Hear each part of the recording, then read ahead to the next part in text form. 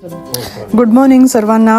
आज मी खाली आले तर बघितलं सिंकमध्ये पूर्ण भांडी भरले आहेत आणि सिंकमध्ये भांडी असेल तर मला बिलकुल काम करायची इच्छा होत नाही. तर मी डिसाईड केलं की पहिलं हे सिंक क्लिअर करावं, सगळं डिशवॉशरमध्ये लोड करावं आणि मग सुरुवात करावी ब्रेकफास्टची. तर जसं मी भांडी धुत होते, म्हणजे पूर्णपणे नाही, जस्ट थोडंसं, just enough to load in the dishwasher.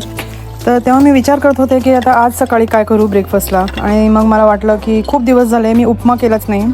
आणि तसंही माझे मुलं तर स्कूलला गेलेत, एक तर कॉलेजला आहेत मी आणि माझा नवरा, आणि आम्हाला दोघांनाही आवडतो उपमा. तर मी आज सकाळी उपमाच करायचा प्लॅन केला. आणि हे बघा मी कसं डिशवॉशर लोड करते. मी असं प्लेट्स आणि स्पून्स खालच्या कप्प्यात ठेवते आणि जे कप्स, बोल्स आणि वाट्या आहेत ते सगळं I load on the top shelf. तर मोस्टली माझा नवराच लोड करतो रात्री झोपायच्या आधी डिशवॉशर, पण काल ऑलरेडी फुल झालेला आणि बिलकुल जागा नव्हती. तर म्हणून हे जे भांडी होते ते राहून गेले लोड करायचं.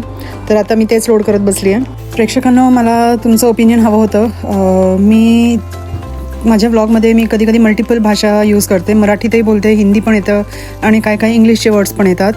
तर तुम्हाला चालेल का मी असं बोललेलं? हे माझं नॅचरल आहे, कारण का मी पुण्यातली आहे, पण मध्ये मुंबईचा इन्फ्लुएन्स असल्यामुळे हिंदी पण बोललं जातं. तर तुम्हाला न चालत असेल तर प्लीज मला कमेंटमध्ये सांगा, म्हणजे मी इम्प्रूव्ह करीन माझ्या डायलेक्टवर. थँक्यू.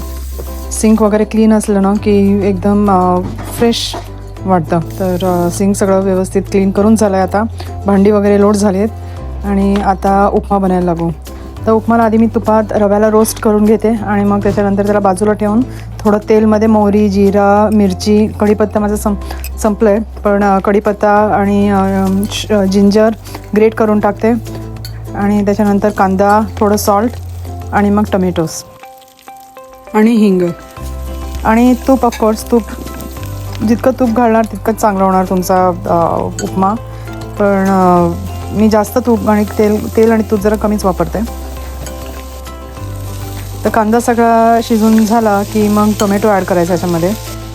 आणि त्याच्यानंतर मी थोडं ग्रीन पीस आणि मिक्स्ड वेजीस पण ॲड करते, just to make it healthy. आणि उपमाबरोबर फिल्टर कॉफी असेल अकम्पनिमेंटला तर खूपच मस्त. चला आता भाज्या शिजले तर रवा ॲड करू, जे आपण रोस्ट करून ठेवलेलं. आणि मी पाणी पण गरम करायला ठेवलं आहे केटलमध्ये, तर ते पण ॲड करूया.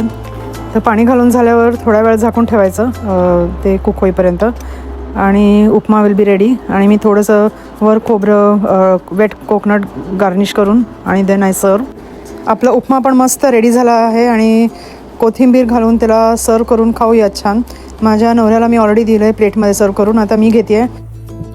तर ही आहेत 2 ब्लाउसेस जे मला खूपच टाईट होत आहे, तर मला हे उचवावे लागणार आहेत. हे आणि हा बघा किती सुंदर काम केलं आहे. हे सगळं हँडवर्क आहे, हे सगळं हँड एम्ब्रॉयडरी आहे, बट मला फिट होत नाही, तर फार दुःख होतं याचा. I can't come back to this size. ह्या साईजला येणं फारच अशक्य आहे. तर थँकफुली ह्यांनी असे एक्स्ट्रा स्टिचेस दिलेत, तर मी 2 स्टिचेस काढायचा विचार करते आज. बघूया कसं होतं ते.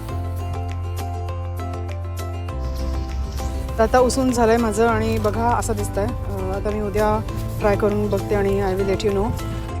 आणि ते झाल्यावर मग माझा एक योगा सेशन होता जे मी अटेंड केलं. आणि that's it for today. Thank you for watching.